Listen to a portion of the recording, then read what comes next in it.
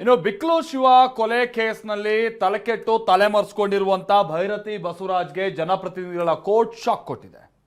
ನಿರೀಕ್ಷಣಾ ಜಾಮೀನು ಅರ್ಜಿ ವಜಾಗೊಂಡಿದ್ದು ಸಿಐಡಿ ಪೊಲೀಸರು ಬೆನ್ಬಿದ್ದಿದ್ದಾರೆ. ಅಲ್ಲದೆ ಹೈಕೋರ್ಟ್ ಮೆಟ್ಟಿಲಿರೋದಕ್ಕೆ ಸಿದ್ಧತೆ ಕೂಡ ಆರಂಭಿಸಲಾಗಿದೆ.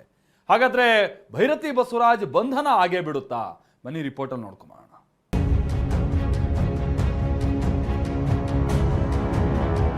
ಬಿಕ್ಲು ಕೊಲೆ ಕೇಸ್ನಲ್ಲಿ ಭೈರತಿ ಬಸವರಾಜ್ಗೆ ಬಿಗ್ ಶಾಕ್. ಬಿಜೆಪಿ ಶಾಸಕನ ನಿರೀಕ್ಷಣಾ ಜಾಮೀನು ಅರ್ಜಿ ವಜಾ, ಬಂಧನ ಭೀತಿ.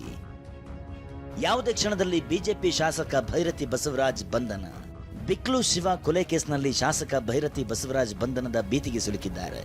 ನಿರೀಕ್ಷಣಾ ಜಾಮೀನು ಕೋರಿದ್ದ ಭೈರತಿ ಬಸವರಾಜ್ ಅರ್ಜಿ ವಜಾಗೊಳಿಸಿ ಬೆಂಗಳೂರಿನ ಜನಪ್ರತಿನಿಧಿಗಳ ವಿಶೇಷ ಕೋರ್ಟ್ ಜಡ್ಜ್ ಸಂತೋಷ್ ಗಜಾನನ ಭಟ್ ಆದೇಶ ನೀಡಿದ್ದಾರೆ. A1 ಜಗದೀಶ್, A20 ಅಜಿತ್ ಜೊತೆಗೆ ಪ್ರಯಾಗ್ರಾಜ್ಗೆ ತೆರಳಿದ ಫೋಟೋ, ವಿಮಾನದ ಟಿಕೆಟ್ ಭೈರತಿ ಬಸವರಾಜ್ ಪಾಲಿಗೆ ಮುಳುವಾಗಿದೆ. ಕೊಲೆ ಪ್ರಕರಣವಾಗಿರೋದು ಹೈಕೋರ್ಟ್ ಮಧ್ಯಂತರ ರಕ್ಷಣೆ ವಿಸ್ತರಿಸುತ್ತಿರೋದು ಅಲ್ಲದೆ ಮೂವರು ಪರಸ್ಪರ ಸಂಪರ್ಕದಲ್ಲಿರುವ ಬಗ್ಗೆ ಸಿಡಿಆರ್ ಇರೋದಾಗಿ ಎಸ್ಪಿಪಿ ಅಶೋಕ್ ನಾಯ್ಕ್ ವಾದವನ್ನ ಪರಿಗಣಿಸಿ ಕೋರ್ಟ್ ಈ ಆದೇಶ ನೀಡಿದೆ.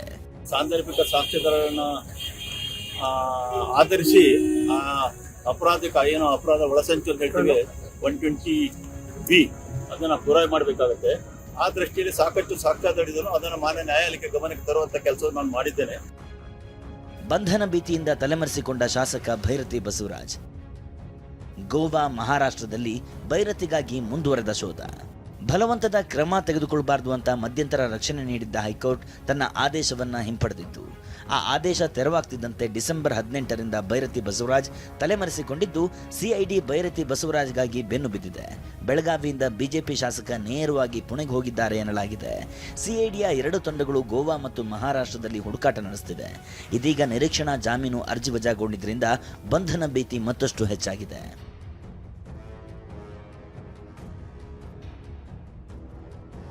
ಹಾಗಾದ್ರೆ ಏನಿದು ಪ್ರಕರಣ ಅಂತ ನೋಡೋದಾದ್ರೆ, ಇದೇ ವರ್ಷದ ಜುಲೈ 15ರಂದು ಬೆಂಗಳೂರಿನ ಹಲಸೂರು ಠಾಣಾ ವ್ಯಾಪ್ತಿಯ ಭಾರತೀನಗರದಲ್ಲಿರುವ ಬಿಕ್ಲು ಶಿವನ ಕೊಲೆಯಾಗಿತ್ತು. ಮನೆಯ ಸಮೀಪವೇ ರಾತ್ರಿ 8 ಗಂಟೆಯ ಹೊತ್ತಿಗೆ ದುಷ್ಕರ್ಮಿಗಳ ತಂಡ ಮಾರಕಾಸ್ತ್ರಗಳಿಂದ ಕೊಚ್ಚೆ ಕೊಂದು ಹಾಕಿತ್ತು. ಈ ಕೊಲೆ ಕೇಸ್ನಲ್ಲಿ ಶಾಸಕ ಭೈರತಿ ಬಸವರಾಜ್ ಬಿಕ್ಲು ಶಿವ ಕೊಲೆ ಕೇಸ್ನ 5ನೇ ಆರೋಪಿಯಾಗಿದ್ದಾರೆ. ಕೊಲೆ ಆರೋಪಿಗಳಾದ ಜಗ್ಗ, ಕಿರಣ್ ಸೇರಿ ಕೆಲ ಆರೋಪಿಗಳ ಜೊತೆ ಹಲವು ವರ್ಷಗಳಿಂದ ನಂಟು ಹೊಂದಿರೋದು ಗೊತ್ತಾಗಿದೆ. ಜಮೀನು ವಿಚಾರವಾಗಿ ಭೈರತಿ ಬಸವರಾಜ್ ಪರವಾಗಿ ಎಲ್ಲ ಆರೋಪಿಗಳು ಕೆಲಸ ಮಾಡ್ತಿದ್ರು ಎನ್ನಲಾಗಿದೆ. ಇನ್ನು ಕೊಲೆ ಪ್ರಕರಣದ ಮೊದಲ ಆರೋಪಿ ಜಗ್ಗ ಬೆಂಗಳೂರಿನ ಹೆಣ್ಣೂರು ರೌಡಿ ಶೀಟರ್ ಆಗಿದ್ದಾನೆ. ಜೊತೆಗೆ ಹೆಣ್ಣೂರು, ಇಂದಿರಾನಗರ, ಭಾರತೀನಗರ ಠಾಣೆಗಳಲ್ಲಿ ಪ್ರಕರಣ ದಾಖಲಾಗಿದೆ. ಇಂತಹ ಹಿನ್ನೆಲೆ ಇರೋ ಜಗದೀಶ್ ಭೈರತಿ ಬಸವರಾಜ್ಗೆ ಅತ್ಯಾಪ್ತನಾಗಿದ್ದ. ಭೈರತಿ ಬಸವರಾಜ್ ಜಮೀನು ವ್ಯಾಜ್ಯಗಳನ್ನ ಈ ಜಗ್ಗನ ಮೂಲಕ ಆಪರೇಟ್ ಮಾಡ್ತಿದ್ರು ಅನ್ನಲಾಗಿದೆ. ಆದರೆ ವಿಚಾರಣೆಯಲ್ಲಿ ಆರೋಪಿಗಳ ಪರಿಚಯವೇ ಇಲ್ಲ ಅಂತ ಭೈರತಿ ಹೇಳಿಕೆ ಕೊಟ್ಟಿದ್ರು. ಆದರೆ ಆರೋಪಿಗಳ ಜೊತೆಗೆ ನಿಕಟ ಸಂಪರ್ಕದಲ್ಲಿದ್ದ ಬಗ್ಗೆ ಫೋಟೋ ಲಭ್ಯವಾಗಿದೆ. ಹೀಗಾಗಿ ಭೈರತಿ ಕುಮ್ಮಕ್ಕಿನಿಂದಲೇ ಬಿಕ್ಲು ಶಿವ ಕೊಲೆ ಎಂಬ ಆರೋಪವಿದೆ. ಸದ್ಯ ಹೈಕೋರ್ಟ್ ಮೊರೆ ಹೋಗಲು ಭೈರತಿ ಬಸವರಾಜ್ ಪರ ವಕೀಲರು ಸಿದ್ಧತೆ ನಡೆಸಿದ್ದು ಡಿಸೆಂಬರ್ 26ರಂದು ಹೈಕೋರ್ಟ್ನಲ್ಲಿ ಅರ್ಜಿ ವಿಚಾರಣೆ ಸಾಧ್ಯತೆ ಇದೆ. ಅಷ್ಟರಲ್ಲಿ ಭೈರತಿ ಬಸವರಾಜ್ ಅರೆಸ್ಟ್ ಆದರೆ ಜೈಲು ಸೇರುವ ಸಾಧ್ಯತೆಯೂ ಇದೆ. ರಮೇಶ್, TV9 ಬೆಂಗಳೂರು.